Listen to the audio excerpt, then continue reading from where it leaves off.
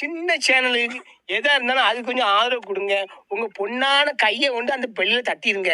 அவங்களுக்கு சப்ஸ்கிரைபர் 5-10 ஏறுனா அவங்க மனசு சந்தோஷப்படும். அவங்க வீடியோவும் பாருங்க. குப்பன் அவர்கள் இணையஞ்சலி செலுத்துமாறு கேட்டுக்கொள்கிறோம். மார்த்தாண்டன் அவருடைய நினைவேந்தல் நிகழ்வுக்கு தலைமையேற்ற பாலாறு பாதுகாப்பு சமூக விழிப்புணர்வு இயக்கத்தினுடைய ஒருங்கிணைப்பாளர் தோழர் ராமன் அவர்களே, இங்கு வருகை தந்திருக்கின்ற தோழர் மார்த்தாண்டன் அவர்களுடைய துணைவியார் திருமதி ஆனந்தா அவர்களே, அவரது உறவினர்களே, வந்திருக்கின்ற தோழர்களே, நண்பர்களே, பொதுமக்களே, உங்கள் அனைவருக்கும் எனது அன்பான வணக்கத்தை தெரிவித்துக்கொள்கிறேன். தோழர் மார்த்தாண்டன் அவர்கள் 30/1 ஜனவரி 30 காந்தியார் இந்துத்துவ வெறியர்களால் மராட்டிய பார்ப்பனர் நாகராம் கோட்சே அவர்களால் சுட்டு கொலை செய்யப்பட்ட நாள் மார்த்தாண்டன் மறைவு நாளை நாம் நினைவு வைத்துக்கிறதுக்கு எளிதாக இருக்கிறதுக்காக சொல்றேன். அந்த நாளில் மறைந்தார். அதற்கு 4 நாட்கள் முன்பாக 26ஆம் தேதி வேலூர் மண்டி தேர்வில் 1,00,000 கையெழுத்துகள் வாங்கி பாலாறுல கழிவு நீர் கலப்பதை தடுப்பதற்காகவும் குப்பைகள் கொட்டுவதை தடுப்பதற்காகவும் இயக்கம் தொடங்கி நடத்தினார். 30ஆம் தேதி பகல் 1 மணி வரைக்கும் கூட அவர் நல்லாதான் இருந்தார். 3:30 மணிக்கு இல்லை என்றானார். அவர் கடைசி வரை நல்லா இருந்தார். 85 வயதுகள். தக்கார் தகவலர் என்பது அவரவர் எச்சத்தால் காணப்படும் என்று ஒரு குரல். தக்கார்னா நல்ல மக்கள், தகவலார்னா புன் மக்கள். நல்லவன் கெட்டவன்றது எப்ப தெரியுதுன்னா அவர் இறந்து போனது பிற்பாடு, அவர் இல்லாத போது அவரை பற்றி நாம் இங்கே பேசி இருக்கிறோமே, இதுதான் அவருடைய விட்டு சென்றது. அவரை பற்றி பேசுகிற செய்திகள் இருக்கும்படி அவர் உயர்ந்த மனிதர் என்பதற்கு அடையாளம் இது. எப்ப தலைவன் செத்தானா ஒழிஞ்சானா பாவி அப்படின்னு சில பேர் செத்த போது பேசுவாங்க. ஆனா இவர் மறைவுனாலே நாம் இங்கு நம்முடைய அவர் விட்டு சென்ற பணிகளை தொடர வேண்டும் என்பதற்கு உறுதி ஏற்கின்ற ஒரு நிகழ்வாக இந்த நிகழ்வை நாம் நடத்தி கொள்ளுகிறோம். அதே போல அவரு திருக்குறள்ல ரொம்ப ஈடுபாடானவர். திருக்குறள்ல நான் தேவனைய பாவாணருடைய உரையை வைத்திருக்கிறேன். அதை பற்றி தான் சொல்றேன். அவர் எப்ப போனாலும் குன்றக்குடி அவரு கடவுள் மறுப்பாளர். ஆனால் குன்றக்குடி அடிகளார் எழுதிய திருக்குறள் உரைதான் சிறப்பான உரை என்று எப்போதும் சொல்வார். எப்ப பார்த்தாலும் அந்த பேச்சு எடுப்பார். எந்த பேச்சு போனாலும் குன்றக்குடி அடிகளார் உரை தான் சிறந்த உரை அப்படின்வாரு. நான் அதெல்லாம் படிக்கிறது இல்லைங்க. எல்லா உரையும் அவர் கம்பேர் பண்ணி எல்லாம் பார்ப்பாரு. அப்படி என்ன பார்க்க முடியாது. நான் பாவாணர் உரையத்தான் வச்சுட்டு இருக்கிறேன். ஏன்னா திருக்குறள் 2000 ஆண்டுக்கு முன்னாடி எழுதுனது. அதுல இக்காலத்துக்கு உரியதெல்லாம் இருக்காது. அந்த காலத்துக்கு உரியதை எழுதி வச்சிருக்கிறார் அவர். அந்த கான்டெக்ஸ்டோட பாவாணர் அவர்கள் உரை எழுதி இருக்கிறார். அதுல பாவாணரே திருக்குறளை ரொம்ப உயர்த்தி படிக்கிறவர். அவரே பல குறள்கள் இக்காலத்துக்கு இயலாதன, இந்த காலத்துக்கு உதவாது அந்த குறள்லாம் அப்படின்னு சொல்றாரு. அப்படியாக இவர் வாழ்ந்தவர். பெருமைக்கும் ஏனை சிறுமைக்கும் தத்தம் கருமமே கட்டளைக்கல் என்பது ஒரு குறள். அவர் பெருமைக்குரியவரா, சிறந்தவரா அல்லது சிறிய குணம் உடையவரா என்பதை அவருடைய செயல்கள் நமக்கு சொல்லுகின்றன. அவர் திருநெல்வேலி மாவட்டம் தூத்துக்குடிக்கும் நாகர்கோயிலுக்கும் நடுவுல குட்டம்னு ஒரு ஊர், சின்ன ஊர், கடற்கரையிலிருந்து 1 கிலோமீட்டருக்கு உள்ள இருக்கிற ஒரு ஊர் சித்தூர். அந்த ஊர்ல பிறந்தவர். அந்த ஊரு குட்டம்னு ஏன் பேர் வந்ததுன்னு அவர் சொல்லி இருக்கிறார். அது குட்டைன்னா பள்ளம் இல்லையா, அது கடற்கரையிலிருந்து 100 அடி பள்ளம், கடல் மட்டத்தை விட 100 அடி பள்ளம். ஆனா கடல் தண்ணி வராது. 1 கிலோமீட்டருக்கு உள்ள இருக்குது. ஏன்னா தேரிக்காடு என்று கரிசல் காடுன்ற பேரை கேள்விப்பட்டிருப்பீங்க. திருநெல்வேலி மாவட்டத்துல உள்பகுதிக்கு கரிசல் காடுன்னு பேரு. கடற்கரை பகுதிக்கு தேரிக்காடுன்னு சொல்லுவாங்க. மேடா இருக்கும், செம்மண் மேடு. கருப்பு மண் இருக்கிறது கரிசல், சிவப்பு மண் இருக்கும், அது தேரிக்காடு. அந்த தேரிக்காட்டு இலக்கியம் என்ற பேரால இவர் ஒரு நாவல் எழுதியிருக்கிறார். அந்த நாவலுக்கு செங்கமலம்னு பேரு. ஒரு அது வந்து ஒரு 800 பக்கத்துக்கு இருக்கும்.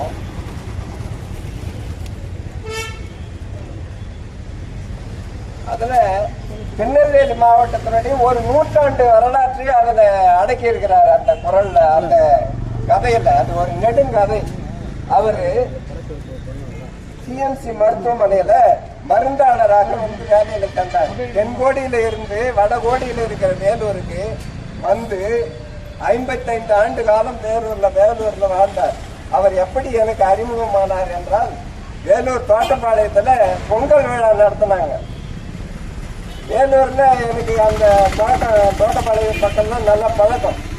வேலூர்ல பொங்கல் விழா நடத்துற அளவுக்கு குணநலன் உள்ளவர் யாரு இருக்க போறாங்க தோட்டப்பாளையத்துல? நமக்கு தெரியாத யாரும் இருக்கிறாங்க. அது இது போகி அன்றைக்குன்னு நினைக்கிறேன். அன்னைக்கு இரவு கூட்டம். நான் 2 நாள் கழிச்சு யார் இது முன்னிருந்து நடத்துனது இல்லை பொங்கல் விழாவை அப்படின்னு விசாரிச்சுக்கின்னு போய் அவர் வீட்டுல, அது 78 ஜனவரின்ற நினைவு எனக்கு. அவர் வீட்டுல பிள்ளையார் கோயில் தெருவில் ஒரு வாடகை வீட்டுல இருந்தார். அப்போ அந்த வீட்லயே அவர் நல்ல உயரமா இருக்கும். அந்த வீடு ஒரு 10-12 அடி உயரம். அதுக்கு தகுந்த மாதிரி இரும்பு நிலை அடுக்குங்க ரேக்க செய்து புத்தகங்களை 2 கட்டு அடிக்கிருந்தார். அப்பவே அவரு PG diploma in library science படிச்சிருந்தார். புத்தகத்துக்கெல்லாம் அட்டை போட்டு எண்ணு போட்டு எந்த ரேக்கில் என்ன புத்தகம் வேணும்னா அவரு குறிப்பேட்டை தான் பார்ப்பார். எந்த ரேக்கில் எந்த இடத்துல இருக்குதுன்னு சொல்றாரு. புத்தகத்தை போய் அங்க தேட தேவையில்லை என்னென்ன புத்தகம், அந்த மாதிரி அடுக்கி வச்சிருப்பார். இப்பவும் இங்க 25 ஆண்டுகளுக்கு மேலாக 14வது சாலையில் தான் அவர் வீட்டு சுற்றுச்சுவர்ல 3 பால்ல இருந்து 3 திருக்குறள் எழுதி போட்டிருக்கோம். சுற்றுச்சுவர்ல வீட்டுக்கு வெளியில அருமையா ஒரு யாருன்னா பார்த்தாண்ட வீட்டுக்கு எப்படி போறதுன்னு என்ன வழி கேட்டாங்கன்னா, தெருவில் போனீங்கன்னா சுற்றுச்சுவர்ல பெரிய திருக்குறள் எழுதி இருக்கிறோம். மாமரம் ஒண்ணு இருக்கும், அந்த வீடு தான் மார்த்தாண்ட வீடு அப்படின்னு நான் எங்க வீட்டுல இருந்துக்குன்னா கைபேசியில முகவரி சொல்லுவேன் அவருக்கு, யாராவது தேடி வர்றவங்களுக்கு. அப்படியாக அவர் திருக்குறள்ல ரொம்ப மனம் தோய்ந்தவர்.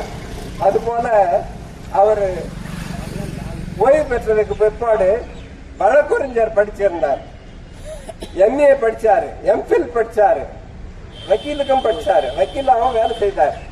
அதை பத்தி இங்க வந்திருக்கிற வழக்கறிஞர் பாலு அவர்கள் இங்கே குறிப்பிடுவார் என்று கருதுகிறேன். அவரு 10 நூல்கள் எழுதியிருக்கிறார். கடந்த 10 ஆண்டுல 2015 இருந்து 10 நூல்கள் எழுதியிருக்கிறார். அவரே பதிப்பாளராக இருந்து பதிப்பிச்சார். அந்த பதிப்பகத்துக்கு அவங்க துணைவியார் ஆனந்தா பதிப்பகம், அந்த அம்மா பேரு ஆனந்தா, அவங்க துணைவியார். அவங்க நர்சிங் சூப்பர்டென்டன்ட் சிஎம்சில இருந்து ஓய்வு பெற்றவங்க. அவர் மருந்தாளராக இருந்து தலைமை மருந்தாளராக இருந்து ஓய்வு பெற்றவர். சிஎம்சி மருத்துவமனைக்கு உள்ள இருந்த கோட்டர்ஸ் வீட்டுக்கும் நான் பல முறை போயிருக்கிறேன். அவரு பிள்ளையார் கோயில் தெருவில் இருந்த வாடகை வீட்டுக்கும் போயிருக்கிறேன். பின்னால அவர் தோட்டப்பாளையத்துல சொந்தமா வீடு வாங்கின போதும் அந்த வீட்டுக்கும் பல முறை போயிருக்கிறேன். நீண்ட காலமாக அவர் எனக்கு பழக்கமானவர்.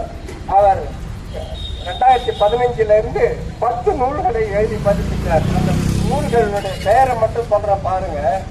அறத்தின் குரல் பேர் வந்து அறத்தின் குரல் கவிதை. அது வள்ளுவமும் கிறிஸ்துவமும் ஒரு நூலு பேர். திருவிகாவின் பன்முகம், வள்ளுவரின் கழக குரல் இன்னொரு புத்தகத்துக்கு பேரு. வாசிப்பும் வாழ்க்கையும் ஒரு நூல். திருக்குறளில் இயக்கவியல், அவர் மார்க்சியவாதி, அதனால திருக்குறள்ல இயக்கவியல் எப்படி இருக்குன்றத பத்தி ஒரு நூல் எழுதியிருக்கிறார். காப்பியமும் தமிழன் வாழ்வியலும் என்று ஒரு நூல். வரலாற்றில் வல்லாண்மை பதிவுகள், பாவேந்தர் திறனாய்வு பார்வை, செங்கமலம் என்ற நெடுங்கதை, இத்தனையாக நூல்களை அவர் எழுதியிருக்கிறார். இங்க நிறைய பேர் பேச வேண்டி இருக்குது. இது எதுக்கு அந்த நூல்ல என்ன, அந்த செங்கமலம்ன்றது கதை மாட்டி எழுதல, அது திருநெல்வேலியினுடைய ஒரு நூற்றாண்டு வரலாறு. அதனால வாய்ப்புள்ளவங்க வாங்கி படிக்கணும். நெல்லை மாவட்டத்தினுடைய பொருளியல், அரசியல், சமூகவியல், மாந்தவியல், தமிழர்களுடைய மொழியியல், பண்பாட்டியல், எல்லாத்தையும் கரிசல் காட்டு இலக்கியம் போல ஏரி காட்டு இலக்கியம் என்று அதுக்கு அவரே பேர் வச்சிருக்கிறார். ஏரி காட்டு இலக்கியம். ஏரின்னா அந்த சொன்ன இல்லையா, கடற்கரையிலிருந்து கடல் தண்ணி உள்ள வந்துடாம இருக்கிறதுக்கு மேடா இருக்கிற பகுதிக்கு ஏரி காடுன்னு பேரு. திருநெல்வேலி மாவட்டத்தில் இருக்கிற வழக்கு இருக்கு.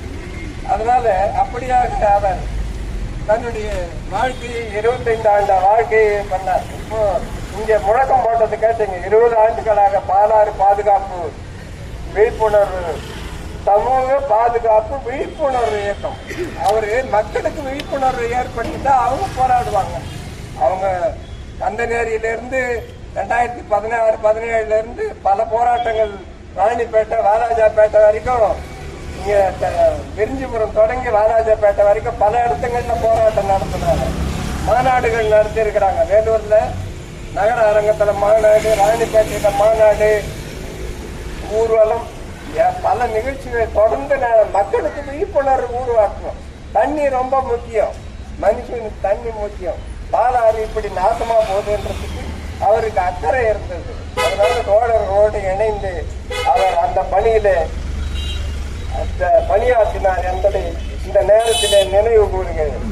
இன்று இன்னும் அவருக்கு என்னன்னா, இன்றைய தமிழகம் பண்பாட்டு கலப்பியத்தில் மூழ்கி தத்தளித்துக் கொண்டிருக்கிறது. அறவியலையும் அறிவியலையும் தொலைத்து விடுவோமோ என்று கடந்த 10 ஆண்டுகளா என்ன நிலைமை அரசியல் தெரியும்.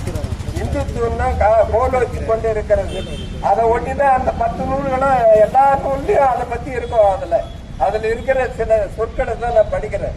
நம் பண்பாட்டியலை வைதீகத்திற்குள் கரைத்து விடும் முயற்சிகள் நடைபெற்றுக் கொண்டிருக்கின்றன. அதை நாம் தடுத்து நிறுத்த வேண்டும். இந்திய தேசியம் என்பது சந்தைகளால் உருவாக்கப்பட்ட தேசியம். தமிழ் தேசியம் என்பது தான் மொழி அடிப்படையிலே, இன அடிப்படையிலே தமிழ் தேசியம் உருவானது. எனவே தமிழர் தன்னாட்சி வேண்டும், தமிழ் மொழி காக்க வேண்டும், தமிழர் பண்பாடு காக்க வேண்டும், தமிழர்களுடைய இலக்கியங்கள் காக்கப்பட வேண்டும், தமிழர்களுடைய தனித்தன்மை காக்கப்பட வேண்டும் என்பதிலே மிகுந்த அக்கறை உள்ளவர். இந்திய தேசியம் சந்தைகளால் உருவாக்கப்பட்டு கபலீகரமாகிக் கொண்டிருக்கிறது. இது தமிழ் தேசியத்திற்கு நெருக்கடியான காலம். தமிழ் பண்பாடு தனித்துவம் மிக்க பண்பாடு என்பதையெல்லாம் அவருடைய நூல்களிலேயே வேதம், சைவம், வைணவம் எல்லாம் போய் இப்போ வைதிக மதம் என்ற பெயராலே பார்ப்பன மதம், வேத மதம் உச்சரித்து விட்டு தமிழருடைய பண்பாட்டுக்கு எதிரான ஒரு நிலையை இங்கே உருவாக்கி கொண்டிருக்கிறது. இதையெல்லாம் எதிர்த்து கற்பனையான புராணங்கள், கடவுள் கதைகள் முற்றிலுமாக தமிழ் பண்பாட்டிற்கு எதிராக அமைந்தன. வடமொழி ஆதிக்கத்தால் பார்ப்பனியத்தின் முடுங்கைகள் தமிழ் மொழியை சிதைக்கின்ற வேலையை எல்லாம் செய்து கொண்டிருக்கிறது. எனவே நம்முடைய மொழியை காக்க வேண்டும், நம்முடைய இனத்தை காக்க வேண்டும், நம்முடைய பண்பாட்டை காக்க வேண்டும் என்று அவர் பாடுபட்டார். அதே போல இயற்கை வளங்களை காக்க வேண்டும், நீர் வளத்தை காக்க வேண்டும் என்று பாடுபட்டார். அவர் எந்த கொள்கைக்காக வாழ்ந்தாரோ அந்த கொள்கையை நிறைவேற நாமும் பாடுபடுவோம் என்று உறுதியேற்று வாய்ப்புக்கு அவருக்கு செவ்வ வணக்கத்தையும் வீர வணக்கத்தையும் தெரிவித்து விடைபெறுகிறேன். மறக்காம சர்ப்ரைஸ் பண்ணுங்க. தேங்க்யூ.